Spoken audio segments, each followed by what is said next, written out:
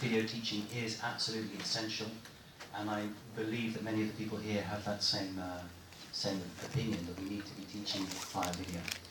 You could also subtitle this Waves, Stairs and Paths. I know that a number of people saw the presentation last week. Remind me who that was, who saw the presentation? Okay, a couple of people, so thank you. I've added a few other things to keep your attention as well. Communicate with students or other people. Still about half the group. What about making a recorded studio web lecture? So more of you have done that. Okay, so you see there's different level of experience even within this group. That's interesting to know. How many people have a video camera with them? Yeah. Okay. Who's got 2 video cameras with them? Who's got 3 video cameras? Work phone, home phone? No, okay. 2. A lot of people have 2 video cameras. So you see we're quite conversant from that point of view. Communicating,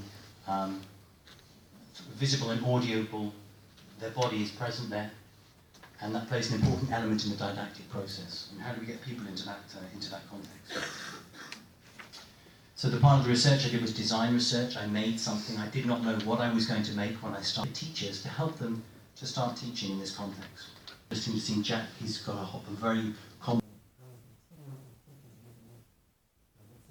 And I came up with about 200 different codes that I then, I found there were 7 themes that emerged.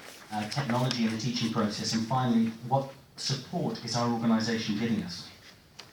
And some of the aspects of video teaching that I project, and I've never taught it to them. I thought that's fantastic.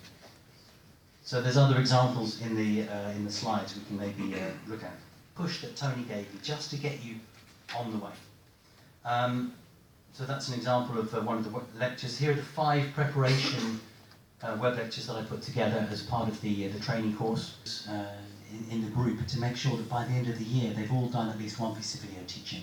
Everybody try it, because once you do it, you're like, this has enormous value. Together, it's really up to us as a group to develop frameworks and strategies for the great, what I've called the video teaching literacy push, so that we as educators can use technology to improve the learning of the current generation of students. So I'd like to thank you very much for your attention and invite you to ask some questions. Thank you very much.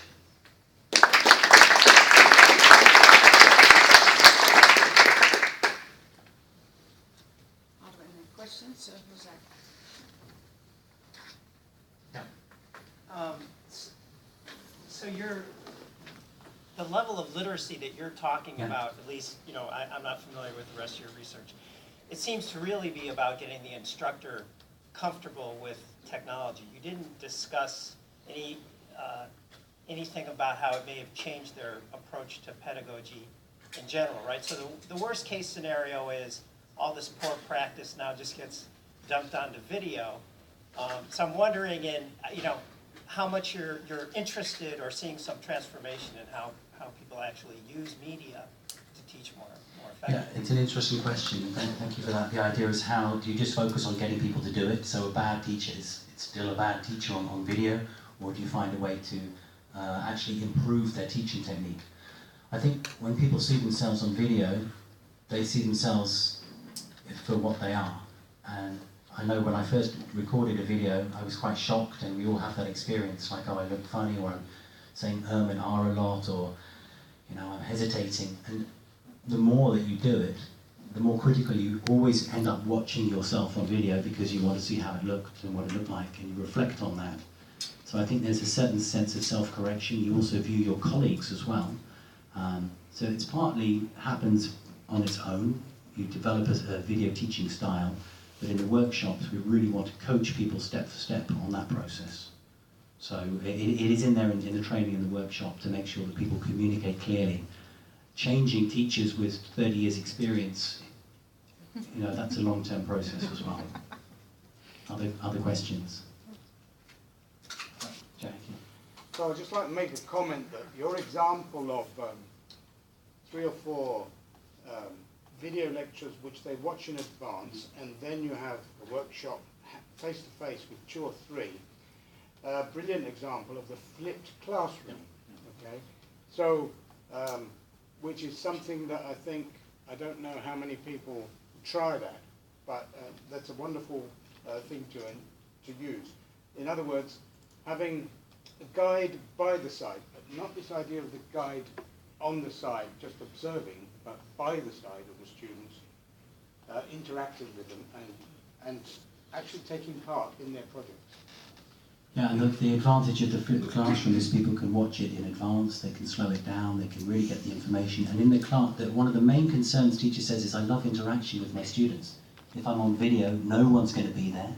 Statistically, that's not the case, maybe 5% less, 10% maximum. The students still come, they watch the recording the week after and the week before the exam. So your teaching goes out 3 times. And they have time to really, in your class, if you've covered the information you've sent in advance, my classes have never been so interactive, because I don't need to stand here and tell people stuff. I'm walking around, even with 100 students, they're on assignments, very interactive learning in an engaged manner. So it can have that impact, yeah. Okay, yeah.